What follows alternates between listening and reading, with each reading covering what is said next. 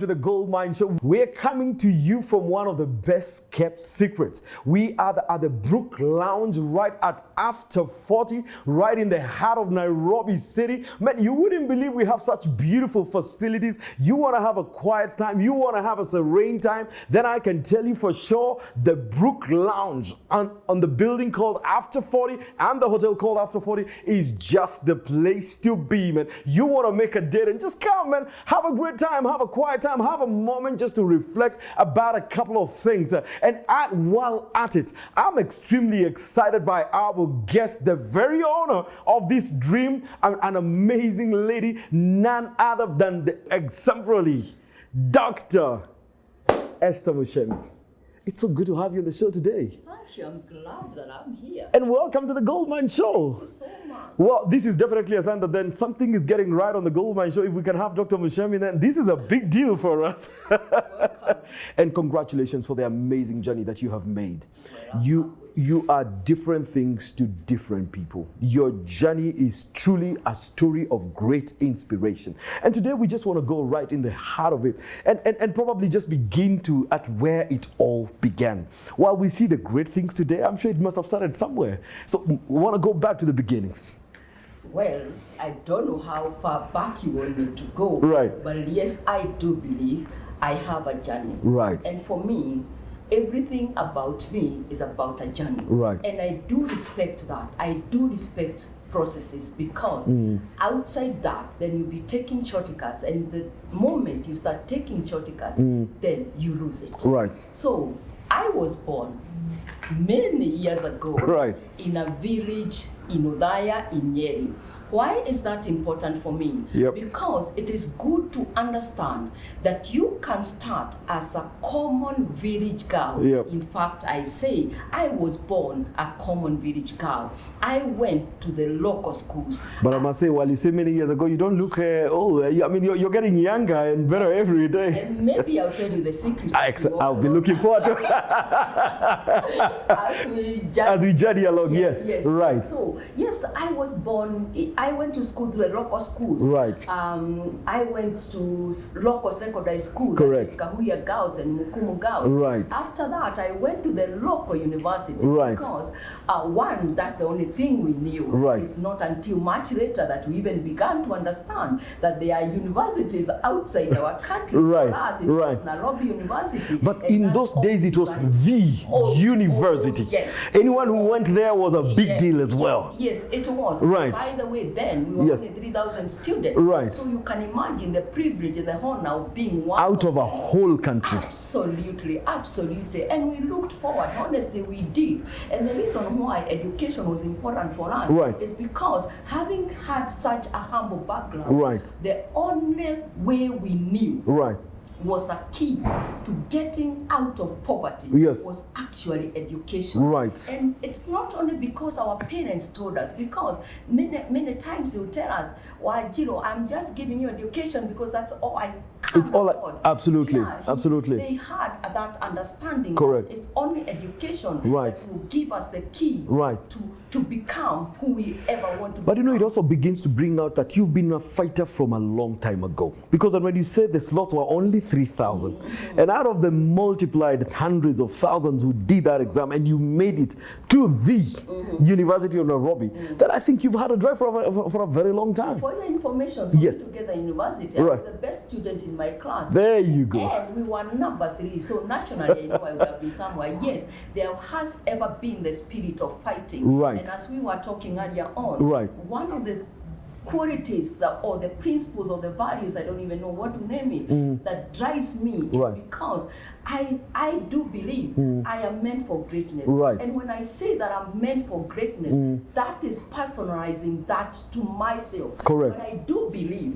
that there is a seed of greatness in each one of us. Correct. I think the difference between you and me and everybody else is not whether there is greatness, it's how you navigate your greatness or your journey towards your greatness. And that makes the difference. And that makes a difference. That makes a difference. Right, because right. I do believe each one of us is gifted in a certain way. Right. While some of us are able to realize their gifting and pursue it and get it, I do believe there is something personal. I'm not underestimating that maybe some of us have had better opportunities than others. Right. But even then, there are people who have come from where you think that there are no opportunities. Yes, they have made it. Right. There are people who have come from, for argument's sake, very privileged homes. Right. And where are they today? So I do believe it's not whether you are from a privileged position, right, or even from an unfavorable environment. Right. There is something that you can activate regardless of your background. And you know, that is so important, because I can tell you, Dr. Muchemi, that speaks to the heart of why we do the Goldmine. Wow. Because we've got to remind each other that greatness is in there. Oh, yes. But what you do with it and how you cultivate it then matters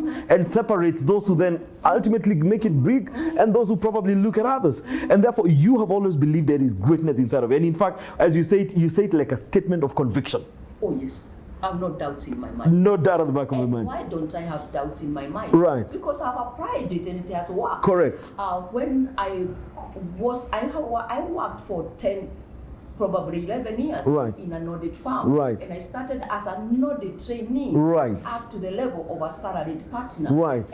And as I started as an audit trainee, one of the things that I said, I got a salary of 4,000, and it's important for people to know that. Right. I got a beginning salary of 4,000. Right. It was little money then, it's still little money right, today. Right. But let me tell you, I believed that 4,000, yep, I would triple it or double it as a minimum in 6 months. You know what, Dr. Esther, we've got to stay there, because today there are a lot of them who say, I can't pick that job, it doesn't pay me well, it sounds too low, and all of that stuff. And they probably don't even have the humility to start at a certain point. Absolutely. And eventually build it. But you confirmed to us that you started at the lower end of the spectrum, really, with such a low amount of salary, if you would put it then, and you began then to build yourself up. Absolutely. Right. And not only did I take it casually, right, for me, I took it with a grateful heart. And it is important for people to learn to be grateful, right, at whatever so-called little comes your way. Correct. Because always you must remember, there is somebody who is better than you, and there will be somebody who is worse than you, and there will be somebody who is equal to you. Right. So that's a fact in life. Right. I mean, you cannot run away from that. Right. So I took that with a grateful heart. And why is it important that you take something with a grateful heart? One, it liberates your mind. Right. It makes you feel good about it. Right. Because there is something that people carry, and which I believe can be as serious and doing in your life, whether you're as a business person or a career person. Right. Something called, some bitterness. Right. That you all the time think that your employer could be maybe paying you better. Right. And even then you are not making the best out of what you have been given. Right. And the moment you make that decision, right, then it becomes personal. Then the motivation is no longer external. And, right, and many times people will come and tell me, I have more than 500 employees. Right. And you can imagine the pressure when every person wants to tell you, I need motivation. And I'm asking, how do we go about it? And one time I asked people, now you ask me, you need to be motivated. The HR will come and tell, staff needs to be motivated. Right. And I'm not saying there is not a place for that. Right. And one time I looked at them and asked myself, now here I am, I need to motivate all of you. Yeah. Who do you think motivates me? I mean, yet every day I wake up with a certain level of energy. Right. Whether the clouds are dark or whether they are bright, it does not matter. Still wake up, rise up, and come to my office, because I know my rising up today will contribute and influence what I'll be tomorrow. But clearly that energy is more of an inside job. Absolutely. You pull it from the inside. You've said something very powerful about that bitterness question. In fact, someone likens bitterness, living a life of bitterness, like taking poison and hoping someone else is going to die. Because I think you'll be the greatest casualty of your own bitterness eventually. And so you pull energy from within. Yes. Right. And this is something I have confirmed more often than not. Right. And allow me to use that, if your heart is not clean, right, it has a way of crippling you. So it is to your advantage that your heart, and I'm just talking about the heart as a way of symbolizing that inner energy. Correct. You must work yourself out. Right. That you always operate from a place of clean heart. Correct. And the clean heart, no bitterness, no evil, no laziness, no all those things. You're positive, you're enthusiastic, you're full of energy and all. Positive. Correct. You look at a situation and you ask yourself, how can I make difference? Right. And even when people are now, these days people operate a lot under peer pressure. Right. Sometimes people are fearful of standing out. Right. And I tell people, you are different. Correct. And because you are different, right. I mean, you are doing a disservice to yourself. To try and fit in. To try and fit. Correct. Stand out. Right. That's where your uniqueness anyway is, in standing out. Absolutely. Right. And then you then started off your accounting as an intern and worked all the way up. Tell us about that as well. Yes, yes, I worked all the way up. Yeah. And I told you earlier on that the first level was to accept and acknowledge that here I am, but I need to increase my salary. Triple it, actually. You ask me, right. You should. I ask you. Yeah. What I ask myself, and I need to answer that. Yeah. What made me? What did I get? Where did I get the confidence that I'll do it? Right. I am in an environment that is controlled by partners, by managers. But where did I get the conviction that I will make it? Because first of all, I knew it's about me. Number two, I studied the environment and I came to understand what do I need to do. At that point, what did I need to do? I needed to do my exams and pass my CPA exams, and I needed to produce an excellent file in good time, because in audit firms, you measure your unit of chargeable unit rate by 15 minutes. So I knew I have to make my jobs profitable by investing a lot of hours so that I can get the jobs quickly. And that's why I focused for 6 months. Right. And as long as I was a trainee, that's what I focused on. Right. Do my exams, deliver my files in good time. Right. That's all it required. Right. So in 6 months, I passed my exams, my CPA 2, because I think we are significant exempted from CPA 1. Right. And guess what? Not only did I double my salary, I tripled my salary. There you go. And from there on, it was an upward trend all the way. Right. Because I knew the secret. Right. The secret was pass my exam and be the best employee I can ever be. Correct. Let me tell you something. Right.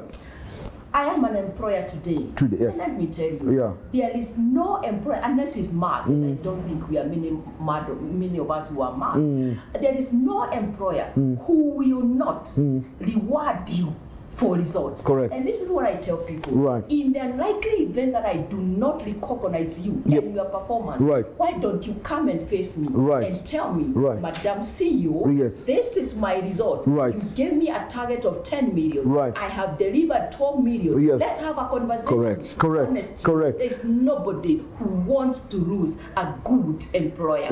No entrepreneur wants to lose a good employer. So the secret is push yourself to the level that you must. And if you feel that we have ignored you or you are being ignored, please wake up from your desk and face whoever your senior is and tell them, I deserve this. Because it's something that I also say. You at times want me to come and market you.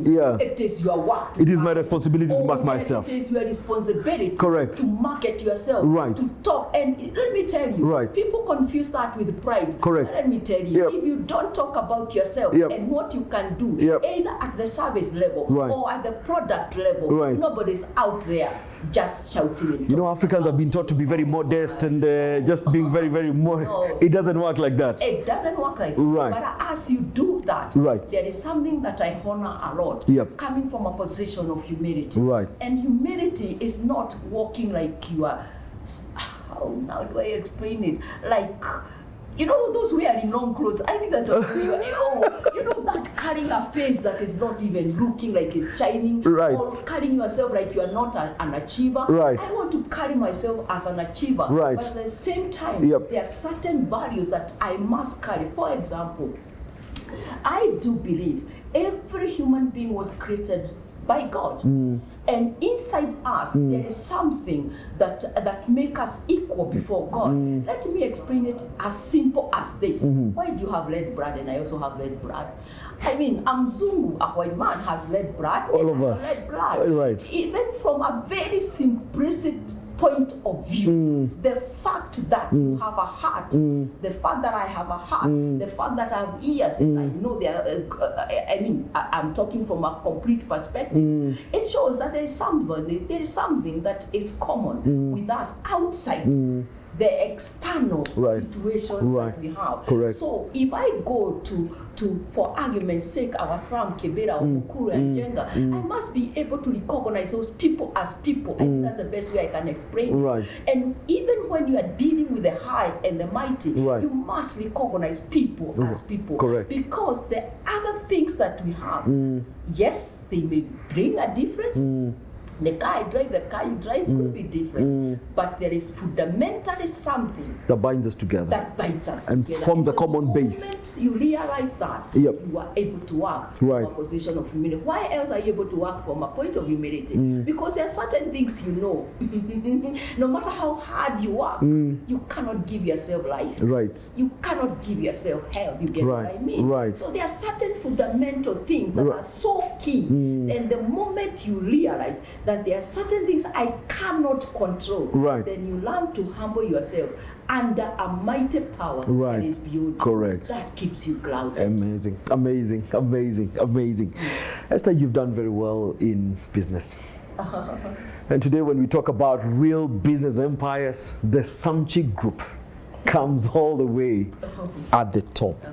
I need us to just walk through that journey of just building the enterprise and really what it has taken us and what it has taken you just to get the Samchi group to where it is today. Well, let me tell you something about us. We have some fundamental values. Correct. That we so much believe in. And I'll tell you why that is important. For example, we believe in honesty and integrity. We believe in focus and consistency. We believe in care and concern. We believe in a spirit of entrepreneurship. We believe in fairness and equality. And of course, God above all. And that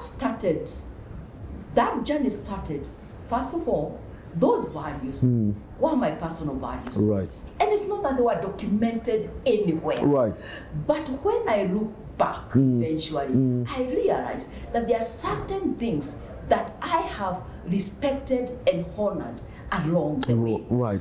I remember, for example, when I was growing up and when I was choosing my career, my dad would tell me, Esther, I think it would be nice for you to become a lawyer. And he made this one statement that even if your brother would come in front of you as a judge and you are a judge, I think you'd still convince them, convict them. And that's the way, that reminds me, I have such a strong sense of justice.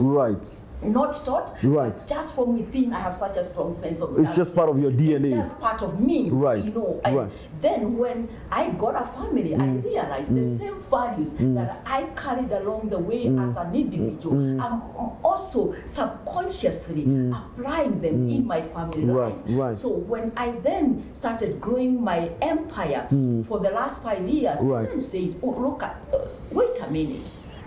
I need also to make now these my values, these my family values, to be part of my corporate values. And why is that important? And that's when I started verbalizing them as part of us now. That's when we started documenting them. That's when we started putting them on my wall. If you come to my boardroom, they are there. And remember, it's good to make this statement that I am not saying I am perfect. I am work in progress. But I'm committed to walking a certain journey to the extent that I can do it. So talking about my empire, you cannot talk about my empire, and there are people who coined it. Having said that, my dad was the first person who called Samchi an empire long before I thought it would ever be. He had actually come to my home, and when my children graduated, and he was actually talking to them and challenging them that they should be part of my business because he see that this is gonna be an empire. So he is the first person who coined that. He prophesied into it. And by the way, now that you talk about prophecy, good people will prophesy aloud you, and they prophesy great things. Correct. But let me tell you, the most important prophesying that you must do is learn to prophesy for yourself. Yourself, correct. Yes. If you wait for people to prophesy for you, it might take a while. And even when they do, prophesy so much negatives that you really will have another work of reversing. Countering all those negatives. So you must become your own prophet and prophesy to your own journey. And prophesy to your own Absolutely. Speak the things you want to see positively. Correct. And that's what some of the people don't. Correct. They are there, they're listening to people right and center. What you say about me will not make me become whom I am. The most important thing, and that is very fundamental and very important, learn to talk great. But you know, it also connects to what you talked about in terms of getting rid of bitterness in your heart, because then it is difficult for you to be bitter and prophesy positively. You know, the Bible talks about out of the abundance of the heart, the mouth will eventually speak. So you began to also prophesy into Samchi. Absolutely. And it's an interesting way you've named Samchi. And you know, you have read my book and you know the power of the name. So if we get time, we'll talk about that. Correct. So as I walked my journey, and then of course when I left my audit, because the reason I left is because I waited for 3 years. I wanted to become a profit sharing partner. That was what I was to define my greatness with, as long as it didn't come. At the end of the day, let me tell you what I told myself. I will take responsibility over my life. I'll stop blaming other people as to why I'm not getting there. I want to get back my life. Predetermine where I want. And that is very powerful. And that is very powerful. That is very, very powerful. So I walked out, and I walked out not necessarily understanding where I am going, but there's one thing I had clarity that I'm pursuing my greatness. So I went out and I did Esther Muchemi and Company because I guess it was an easy thing to do and come from an audit firm. But I knew that's not what I can't come from a big one of the top 4 audit firms and come and start so small. From a professional perspective, I knew that was gonna limit me. I knew it was gonna limit me. I call it the incubation period. I needed to be doing something, and as I am desiring and searching what else I need to do, and come 200, the telecommunication comes into this country. There we go. And that's where now the Samchi empire really and truly started. And without knowing where I was going, knowing and that I was already so unsettled. And that's important. Because you must get to a level where you are so unsettled. You know, in my book I call that place the tipping point. And I compare it with Esther, when Esther of the Bible says, if I perish, I perish. Oh my God. Until you reach that level where you can say, I'm taking this. And if I perish, it cannot remain the same again. Something must change. Something must just fundamentally change. Correct. So I dived into the unknown. And it was new then. I was also new. Correct. So this is a new Esther into an industry that is new. I mean, it's new and new. And it also meant that I was shedding off now the serious corporate image. What I didn't tell you is, as I walk this journey into the earth, we call it Juakali. I guess it's still called Juakali. It's called Juakali. That name we still resonate with Juakali even today. I think we call it Juakali. So I had to adjust myself significantly because now it is a life of sacrifice. It's a life where I don't know where the next bread is gonna come from. It's a life where I don't know where my children's school fees is gonna come from. Having said that, I was lucky that I don't like using the word luck. I don't so much believe in it, but allow me to use that. my husband was working in the military, right. and so of course he gave me a little cushion right. as a fact. Right. But then there I was, and so some changes needed to be done. Yep. For example, I told my credit cards because I could no longer use credit cards. Correct. I use credit cards on credit, and then how do I pay? How do I pay then? Right. Month? Right. So the first thing was to do that. The next thing is just become myself. If it means I'll eat sukuma wiki and ugali, let it be. But it was and bold. I had no shame for it. It was bold. And I was confident with it. Right. So for 10 years, I focused on this. Right. You ask me, that is a Samchi Telecom. Right. I'm talking about the telecommunication. Right. Today in the telecommunication industry, we have 4 companies. Right. But even then, for the first 10 years, I focused on one and only one company. You ask me why? One, because that's the only thing I could afford. My resources could not be shared between this and this. I invested 50,000 as my first stock, and that 50,000 is what I turned in, day out. Njau, it was stress. My bank manager thought I was mad because sometimes a check would get and you work in the bank.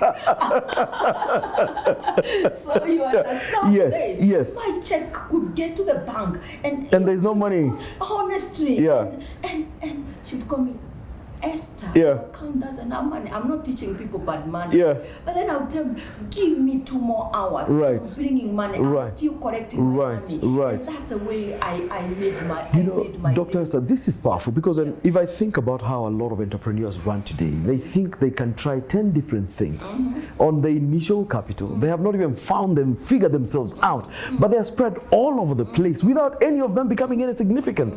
And I don't know whether that can ever lead to success anyway. Or what would you look back and say, having read this? My opinion is that it doesn't work. It does not work. And I'm sharing from a personal experience. Right. Because you are struck. Let me talk about something that people talk about, the side hustles. Yes. Because this side hustle mentality is what makes you do all sorts of things. Correct. From where I sit, I call side hustle side shows. Right. And you will ask me today, I have more than 10 companies. Right. Are these side hustles? Right. Or what are they? Right. The answer is they no longer are, because they are backed by a very strong foundation, whether it is the capital foundation, whether it is the structure foundation, whether it's my ability to delegate. For example, each one of my companies today is led by a competent GM who probably is as competent as I could be. Because of that, I sit at the board level where competent people are reporting to me and making things happen. That could not have happened when I started my Samchi company. So your board meetings are basically the meeting of competence that can strategically deliver this. My people, I have 2 advisors of the board, which I have had to put them in because I need to pull out. And remember, my business is not significant. It's a family business. And family business could have some inherent weaknesses. One of the inherent weakness is because they are so owner managed. And because we remember where we came from, letting go is one becomes difficult. Oh my God, it's one of the difficult things. So the owner who was once an asset becomes now a liability to the business. Liability. And even to talk about even the family business, the question of also succession becomes important. How do you see Samchi Group also moving on past yourself? Because and allow me just to say this, unfortunately, and especially in our African context, every child will have to start business afresh, never being able to ride on the heritage of what these businesses are, or even when they take it up, they're unable just to take it to the next level. And how do we deal with this, and how have you dealt with this? For me, that is very important and very significant. And to be honest, I feel the entrepreneur in my heart, in my spirit. And the reason, some of the reasons why that does not happen is because even from a cultural perspective, we do not put a lot of emphasis on that there is need to talk intergenerational businesses and all that. Look, allow me to use the Asian community. Right from day one, even when the kids are small, they know the path into going and inheriting their grandparents or great-grandparents' businesses and all that. And they are captured and doctrined towards that. And they're involved and they are part of this whole journey. And all that. Something we don't do too well, unfortunately. We may not know the details, but from a broader perspective, we have seen that happen. Many of us of the older generation, we used, and many have said, which I will never say with my mouth. You tell your children, this is not your business. I'm just giving you education. Go and look yours. He married this well. Oh yes, this is remember what we talked about prophesying? That's exactly what you are doing. So they delink also. To your children, that they are not your inheritance. Allow me to be a bit Christian because you know I'm a Christian. Oh, absolutely. The Bible says the wealth of the righteous must go into the third and fourth generation. Absolutely. So the moment you start confessing certain things, there's something that you are not doing right. And because of that, not only that, and even the way you behave, the children now are delinked. So for us to be successful in the legacy issue, in the succession issue, I do believe that all the parties need to work on themselves. The parents need to work on themselves, and then they need to agree that there is no benefit of you or me working so hard for more than 20 years, and when I am gone, it goes with you. It goes with me. It is very painful. Very painful. The children also need to understand that even as the parents are harsh, because that is some of the things that they accuse us, it is not because we want to be harsh for nothing, but it's because we need to blossom you, to allow you to glow, so that you can exactly fit in my shoes, or you create your better shoes. You can. The bottom line is this, and the end game must be this, that we must be successful in the succession. So for me, I am very conscious. Let me give you a story just for you to understand how this journey of succession starts. When I lost my husband, that was in 2007. My bank, of course, my banks love me today, and we have walked the journey. Having had no money, where you are wondering whether the check will clear, and being able to get facilities with them, and being able to create wealth because they have supported me, because I'm what I am because my banks have supported me. I am heavily borrowed, and I know it is the right thing that I have done. Without that, I don't think I would have been where I am. And so when at that time, my bank decided they wanted to activate my legacy. I guess maybe they were fearful, I don't know. And they sent me to a lawyer to talk matters, inheritance, matters, trust. And I went there, one of the big lawyers in this country. And when I got there, we went through the documents. I went, I think, for 2 or 3 days. But it reached a point he asked me, honestly, if you are not there today, who would be the custodian of your children? I could not answer that question because remember, my background has never challenged me and asked me that there is ever such a possibility. In Africa, we don't talk about it. We don't talk about it at all. Telling me to think about dying. I mean, it was not. It's almost taboo to think about it. I didn't have an answer. Absolutely. Me, I walked and I never came back. And even today, I have never gone back. I have never gone back. It totally put me off balance. But let me tell you, today I know better. People must start thinking about wills. People must start thinking about inheritance. So now today, when my children did their first degree, nobody wanted to join me. They were all there, outside there, doing their own thing. You know what? I never ever put direct pressure because I know better. If you put so much direct pressure, they will reject you and they will run away from where you want them to be. So they went. When my daughter went and did her master's, she did her master's in, I think, entrepreneurship and marketing. I'm not even the one who told her to come into the business. I guess she was more mature then. She was feeling more equipped. And so she came in and she told me, and we agreed we work together. Of course, I created for her a post. So she was the first GM of the Samchi. And why did I create her that position? I knew she's not totally prepared from a competence perspective. Get what I mean? But also, I needed to do for her something that has dignity, so that she is able to feel that she is okay being employed in the Samchi group than going outside there. The other thing is the structures are very they get a salary. Of course, even my son now is working with me.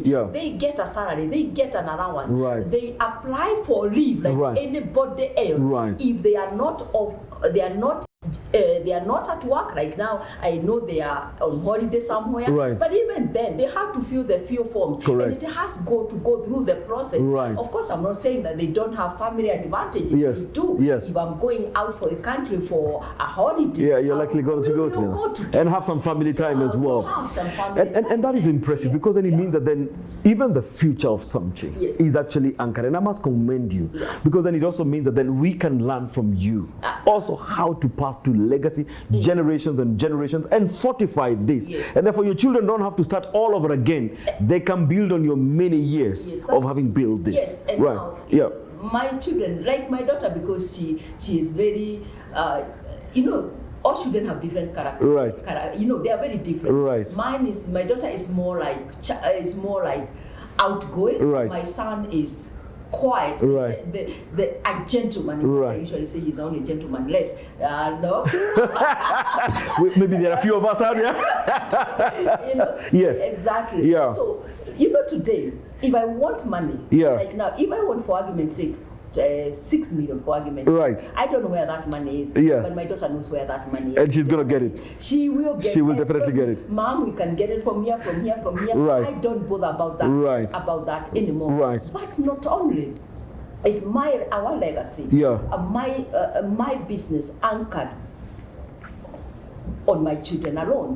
I told you earlier on, I have GMs. Let me tell you, I have created, can I personalize that a little bit? Such a support system allowed us that it would happen. Honestly, I think it would happen. Even if I was not there, unless something fundamentally wrong happens, I have confidence it will still go strong. They will still make it. Fantastic. Dr. Esther, as we almost bring this to a close, man, this story is just amazing. I hope you'll allow us to have you again, because then we can't finish the story that you have just made. But as we bring today's particular episode to a close, I want you to look at young people that are seeking to develop themselves, that are seeking to grow, sometimes that feel they are not sure whether they can also make it.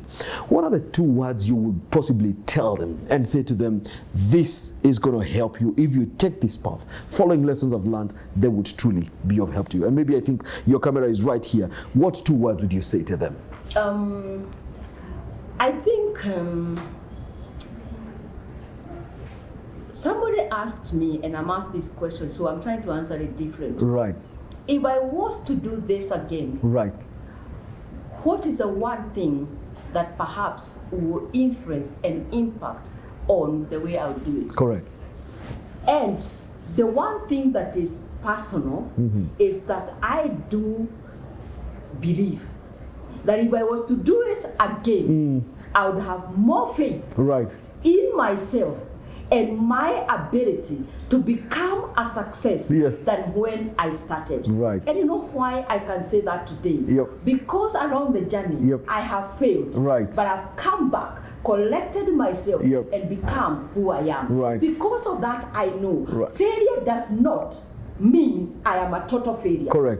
It just means I have not succeeded on that one, but there is another success door that will deliver the success.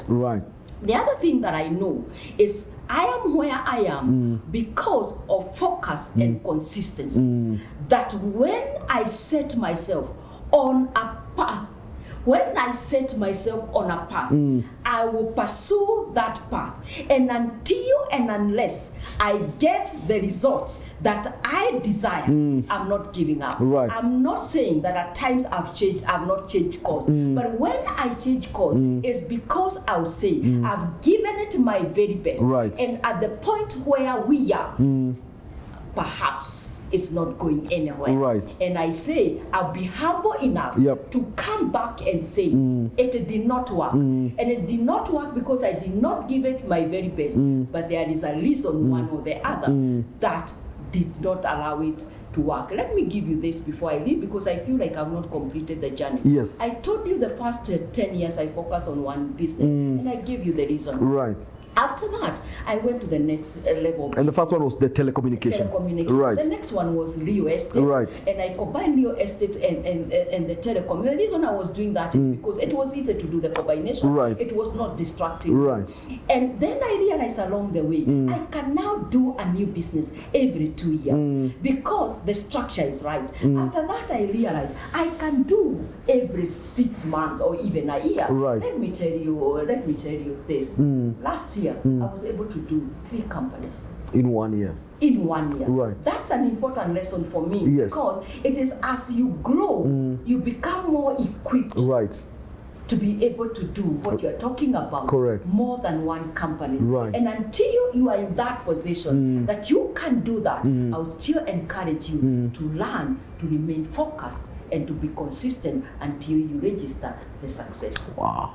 Yeah. Wow. What an amazing conversation. And in effect, then it means that then you've actually cut down the duration between one to the other from about 10 years down to 2 years, down to 6 months to 3 in 1 year.